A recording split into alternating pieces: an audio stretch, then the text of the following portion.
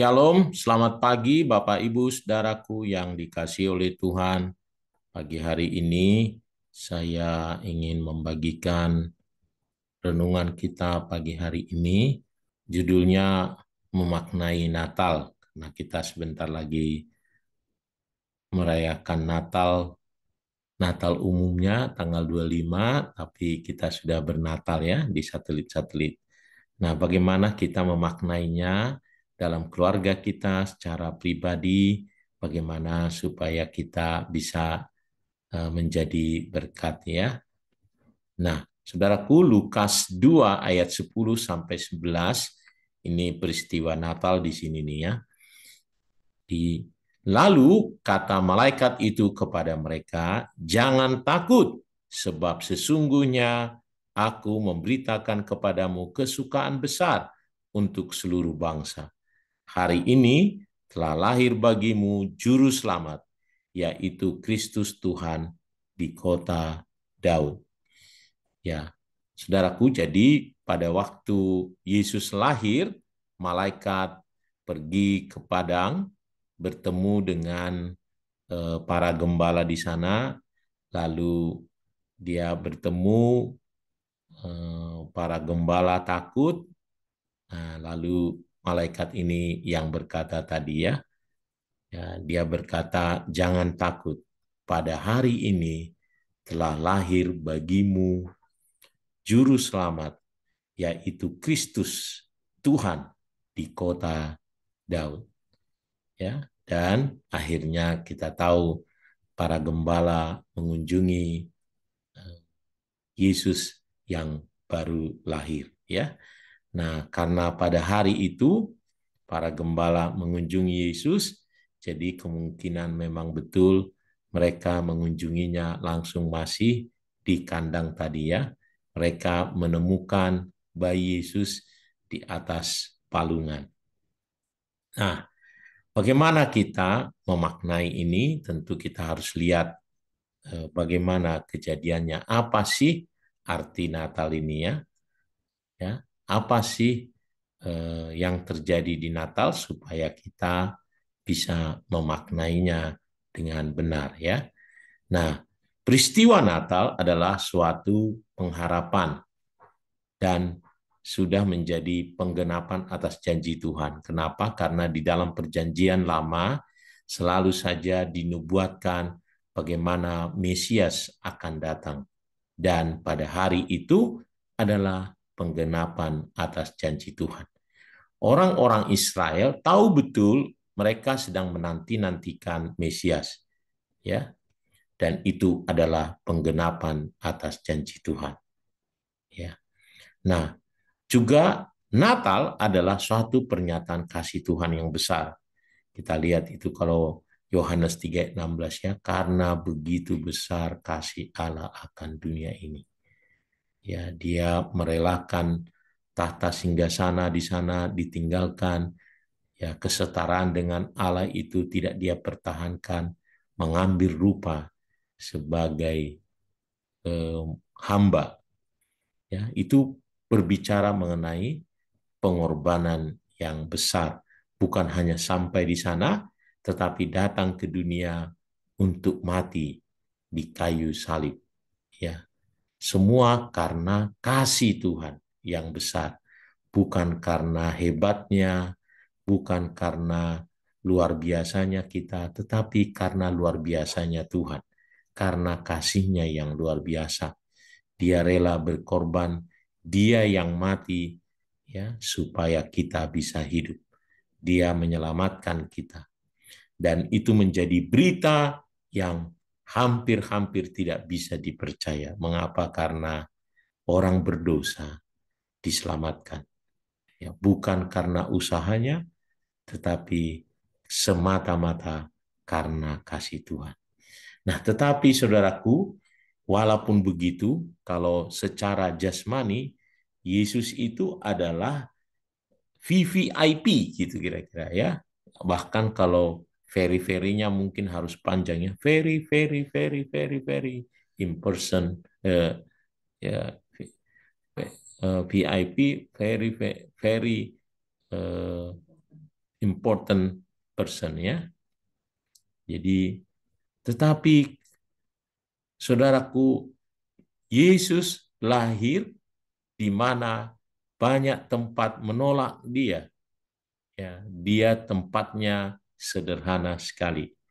Dan dia diberitakan yang menyambut dia pas lahir itu adalah para gembala. Secara jasmani, sederhana saja, meskipun itu sesuatu yang luar biasa. Ini yang harus kita catat, saudaraku ya. Yesus itu lahir begitu sederhana sampai tidak ada tempat yang menampungnya, berbeda dengan kalau sekarang kita lihat VVIP, ya ini saya lihat misalnya presiden kita ya, pergi kemana-mana, wah disambut, bahkan sampai dengan ada parade militernya gitu ya, menyambut presiden kita. Padahal dia presiden dan Yesus adalah presidennya presiden. Ya. Tapi begitulah keadaannya.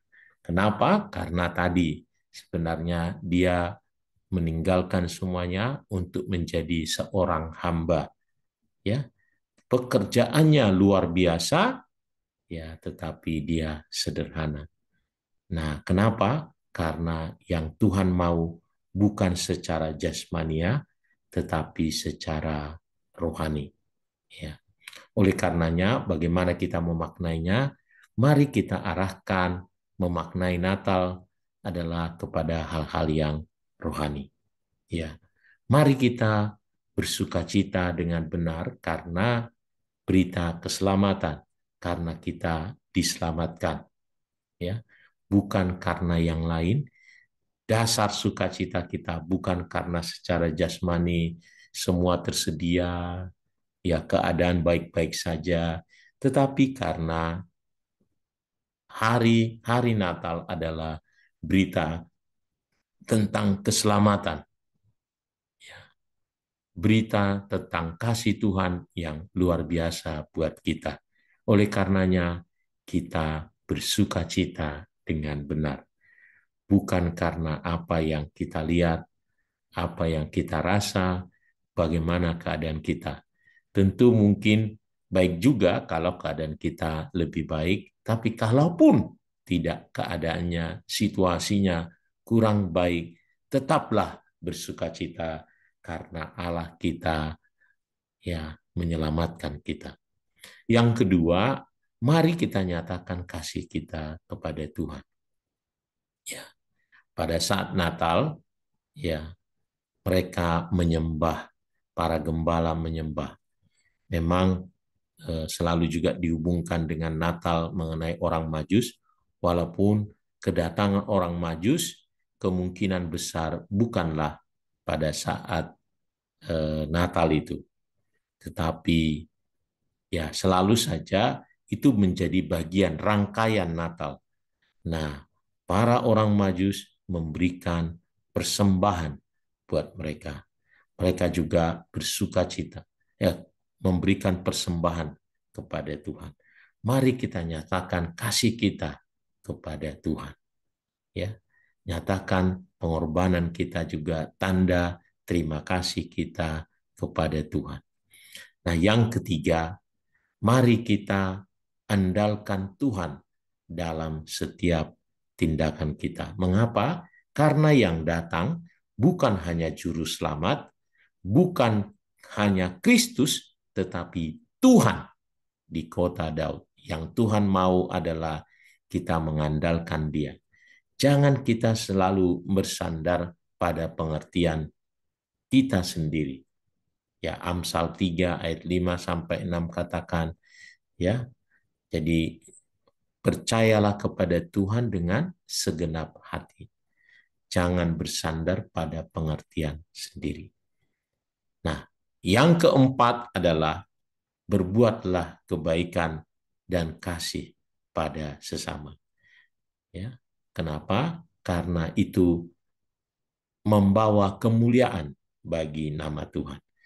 Ya, Matius 5 katakan, biarlah terangmu bercahaya di depan semua orang, supaya mereka memuliakan Bapamu yang di sorga. Kita mau berterima kasih dengan cara berbuat baik dan kasih pada sesama, supaya mereka melihat dan mereka akhirnya memuliakan Bapa kita yang di sorga. Dan yang terakhir, mari kita maknai dengan mengabarkan kabar sukacita ini kepada lingkungan sekitar kita. Kita bersaksi, ya, kita menyatakan sukacita kita supaya mereka bisa juga menerima keselamatan. Mari Bapak Ibu, biar Natal kali ini berbeda, ya. Mari kita arahkan makna Natal itu betul-betul bukan hanya sukacita, pesta biasa, tetapi ada sukacita bukan karena hal-hal yang fisik, hal-hal yang jasmani. Jadi jangan kita bersedih kalau misalnya kita belum bisa secara jasmani berpesta. Jangan bersedih karena mungkin uangnya tidak banyak, ya, karena keadaan kurang menguntungkan, tetapi yang jauh lebih bermakna karena Tuhan Yesus juga datang ke dunia ini dengan penuh kesederhanaan. Tetapi bukan berarti apa yang dilakukannya sederhana, enggak. Dia Allah yang besar, Allah yang menyatakan kasih yang luar biasa, kuasanya luar biasa, dan kita pantas bersukacita menyatakan kasih kita kepada Dia, menyatakan kasih kita kepada sesama, dan biarlah nama Tuhan dipermuliakan. Kalau Tuhan dipermuliakan, maka damai sejahtera akan menjadi milik kita. Tuhan Yesus memberkati kita semuanya. Mari kita berdoa.